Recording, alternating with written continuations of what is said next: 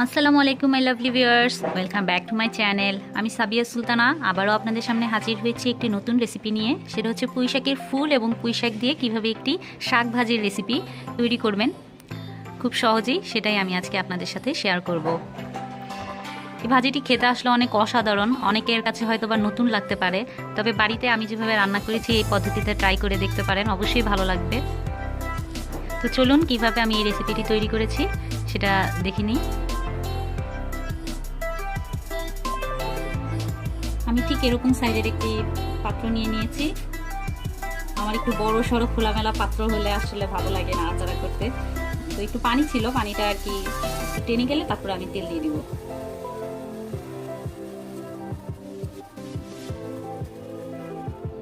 পানিটা শুকিয়ে এসেছে, তো আমি এখানে হাফ কাপের মতো তেল দিয়ে দিচ্ছি।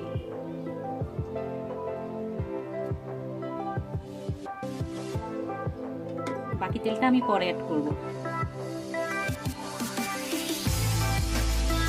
প্রথমে তেলের মধ্যে আমি এখানে পেঁয়াজ কুচি করে রেখেছিলাম, পেঁয়াজ কুচিটা দিয়ে দিচ্ছি।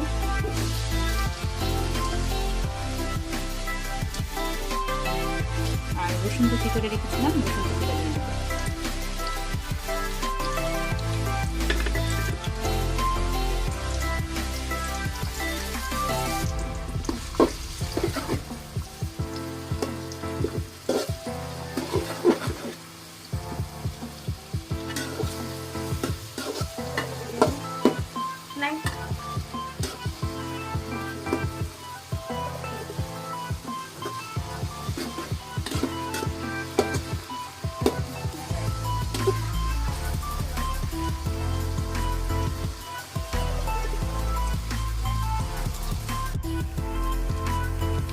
আমার পেঁয়াজটা হালকা ভাজা ভাজা হয়েছে, এই পর্যায়ে আমি শুটকি দিয়ে দিব। আমি এখানে 2টা শুটকি নিয়েছি। আপনারা যারা শুটকি পছন্দ করেন না তারা আসলে শুটকিটা অ্যাভয়েড করতে পারেন, নাও দিতে পারেন, তবে আমার শুটকিটা ভালো লাগে আর কি। হালকা একটু শুটকি স্মেলটা থাকলে আমার কাছে খেতে ভালো লাগে, সেজন্য আমি এখানে শুটকি অ্যাড করছি। আর যারা শুটকি দিতে চান তারা যে কোনো শুটকি দিতে পারেন, সমস্যা নেই। 2টা শুটকি যে দিতে হবে এমন কোনো কথা নেই। শুটকিটা এখন দিয়ে দিব যাতে পেঁয়াজের সাথে শুটকিটা ভাজা ভাজা হয়ে যায়।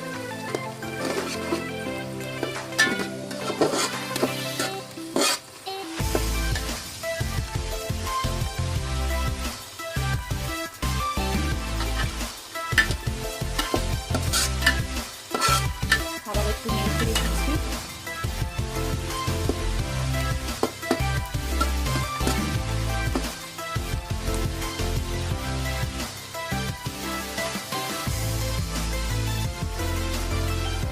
আমার শুটকিটা আর পেঁয়াজটা হালকা ভাজা ভাজা হয়ে এসেছে, এই পর্যায়ে আমি মশলাগুলো দিয়ে দিব। এখানে আমি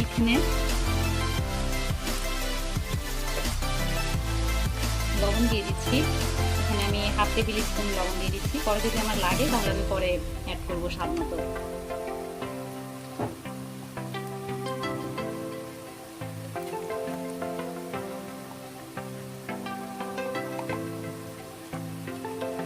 ধনে গুঁড়া দিয়ে দিচ্ছি হাফ টেবিল স্পুনের থেকে একটু কম।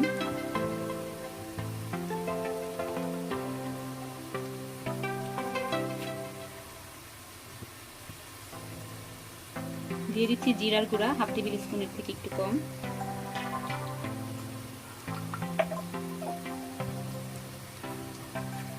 আর এখানে আমি গরম মশলার গুঁড়া, এটাও আমি সামান্য পরিমাণে দিয়ে দিচ্ছি জাস্ট সেন্টের জন্য।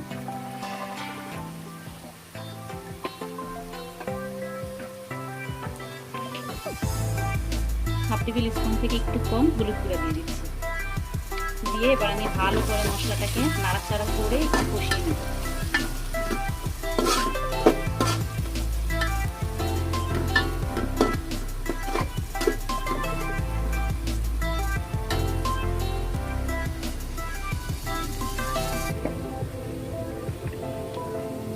আর মরিচের গুঁড়া দিয়ে দিচ্ছি হাফ টেবিল স্পুন থেকে একটু কম।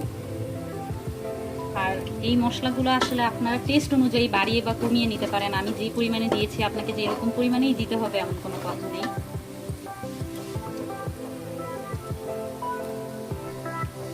আমার মশলাগুলো ভাজা ভাজা হয়ে এসেছে, এখন আমি এখানে কাঁচামরিচ ফালি করে রেখেছিলাম, এগুলো এখানে আমি 5 থেকে 6টা কাঁচামরিচ ফালি করেছি। আপনারা যারা বেশি ঝাল খেতে পছন্দ করেন বাড়িয়ে দিতে পারেন, বা যারা একটু কম ঝাল পছন্দ করেন তারা একটু কমিয়ে দিতে পারেন। আর দিয়ে দিচ্ছি টমেটো কুচি। আমি 2টি টমেটো দিয়েছি, 2টি মাঝারি সাইজের টমেটো কুচি দিয়ে একটু ভালো করে নাড়াচাড়া করে দিব। আর দিয়ে দিচ্ছি ছোট সাইজের 2টো তেজপাতা।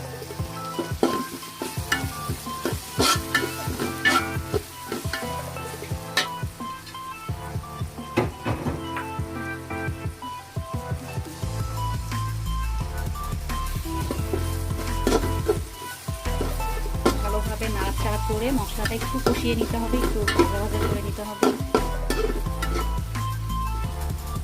এখন আমি এখানে মসুরের ডাল দিয়ে দিব। মসুরের ডালটা আমি 30 মিনিট পানিতে ভিজিয়ে রেখেছিলাম। অনেকে আবার ডালটা পছন্দ করে না, তবে আমার শাকের সাথে একটু ডাল দানা দানা থাকতে ভালো লাগে আর কি খেতে, সেজন্য আমি এখানে ডাল দিয়ে দিচ্ছি। আপনারা চাইলে নাও দিতে পারেন।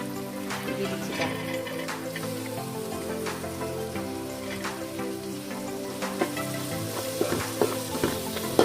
আবার ভালো করে নাড়াচাড়া করে দিচ্ছি।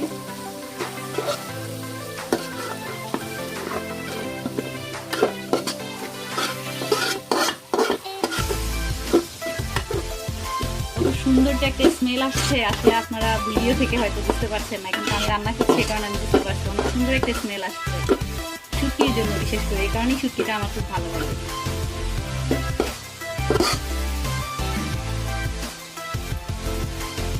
ডালটা হালকা একটু কষানো হয়ে গেলে আমি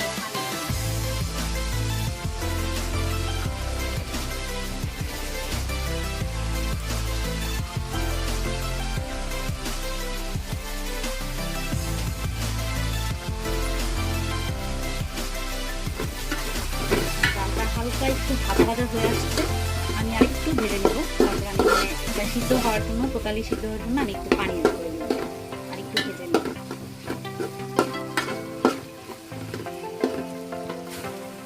এবার আমি পানি দিয়ে দিচ্ছি।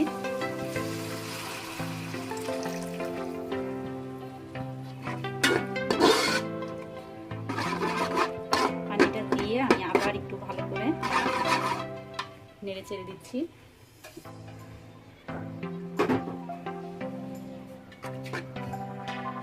এখন আমি একটি ঢাকনির সাহায্যে এটাকে ঢেকে দিব ডালটা সিদ্ধ না হওয়া পর্যন্ত। প্রায় 2 মিনিট পর আমি এখন একটু ঢাকনাটা উঠিয়ে দেখবো আমার ডালটা কি সিদ্ধ হয়েছে কিনা। আবার একটু নেড়ে চেড়ে দিচ্ছি। ডালটা এখনো পুরোপুরি সিদ্ধ হয়নি, আমি আর একটু কিছুক্ষণ সিদ্ধ করবো। আর এই পর্যায়ে আমি টমেটোগুলোকে একটু ছোট ছোট করে দিব যাতে তাড়াতাড়ি সিদ্ধ হয়ে যায়। আবার আমি ঢেকে দিচ্ছি।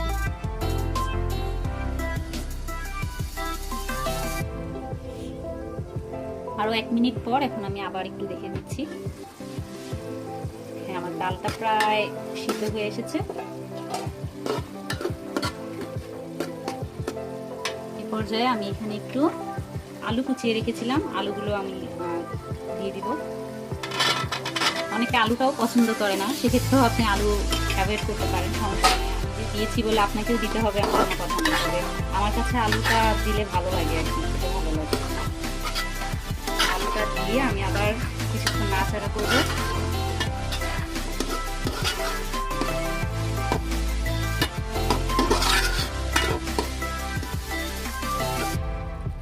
আবারও একটু 1 মিনিটের জন্য ঢেকে রাখবো আলুটা সিদ্ধ হওয়ার জন্য। ফিরে আসছি 1 মিনিট পর। একটু দেখছি পানি ছেড়ে দিয়েছে আমার তরকারিটা। নাড়াচাড়া করে দিচ্ছি।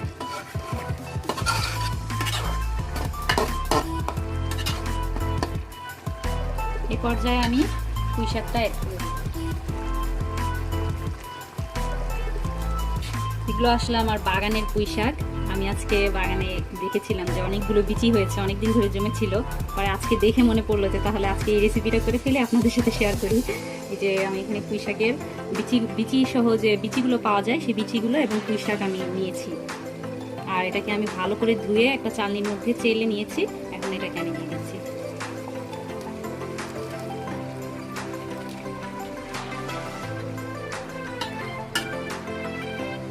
পুরোটাই আমি একবারে দিব না, অল্প একটু দিয়ে সেটা আমি নেড়ে চেড়ে তারপরে আমি আবার বাকিটা অ্যাড করে দিব।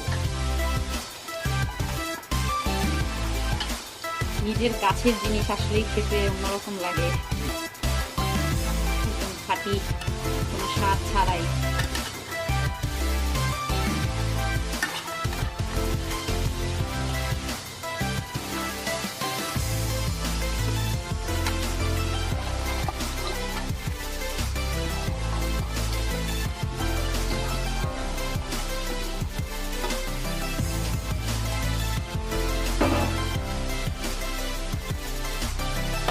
ভালো করে একটু নেড়ে দিতে হবে।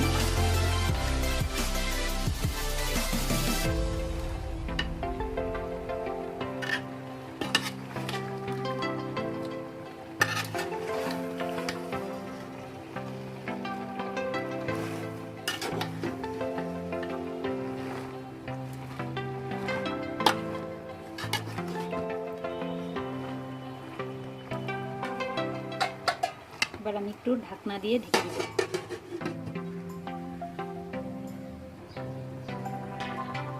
10 মিনিট পর এখন আমি ফিরে আসছি, দেখছি আমার তরকারিটা কি অবস্থা। এটা প্রায় সিদ্ধ হয়ে এসেছে। আবার একটু নেড়ে চেড়ে দিচ্ছি। পুঁই শাকের কিছু কিছু ফুল ছিল পাকা, এই কারণে আর কি পুঁই শাকের রংটা বেগুনি বেগুনি হয়ে গেছে।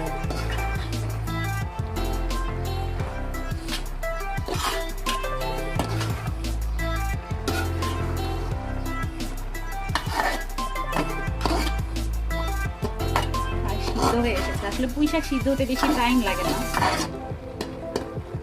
আর এখানে এক্সট্রা পানিরও কোনো প্রয়োজন নেই, কারণ পুঁই শাক থেকে অটোমেটিক্যালি এক্সট্রা পানি বের হবে। দেখেন কত পরিমাণে পানি বের হয়েছে, আর এই পানিতেই এটা যথেষ্ট সিদ্ধ হয়ে যাবে, আর আপনার এক্সট্রা পানির প্রয়োজন নেই।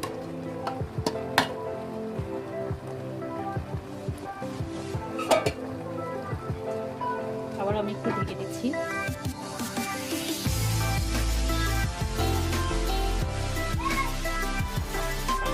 ভিউয়ার্স, প্রায় 10 মিনিটের পর আমি ফিরে আসছি। আমার পুঁই শাকটা সিদ্ধ হয়ে গিয়েছে, দেখে বুঝতে পারতেছেন সিদ্ধ হয়ে গেছে। এখন আমি এটাকে চুলা থেকে নামিয়ে নেব, নিয়ে পরিবেশন করে দেব। চুলাটা অফ করে দিচ্ছি। দেখুন এটা দেখতে কত ভালো লাগছে, আর নামানোর আগে অবশ্যই একটু চেক করে দেখবেন যে লবণ বা অন্যান্য মশলার পরিমাণটা ঠিক আছে কিনা। আমি একটু চেখে দেখেছি, আমার মশলার পরিমাণ ঠিক আছে, লবণও ঠিক আছে, আর তেল যতটুকু ছিল ওটা আর লাগেনি, তাই ওটা আর আমি ইউজ করিনি। দেখুন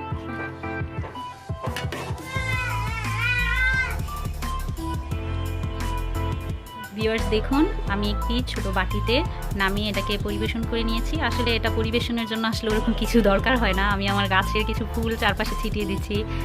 দেখতে করার পর খেতে কেমন লেগেছে সেটা আমাকে কমেন্ট করে জানাবেন। আর আমার এই ভিডিওটি যদি আপনাদের একটুও ভালো লেগে থাকে তবে আমার চ্যানেলটি সাবস্ক্রাইব করবেন। আজকে এখানেই বিদায় নিচ্ছি।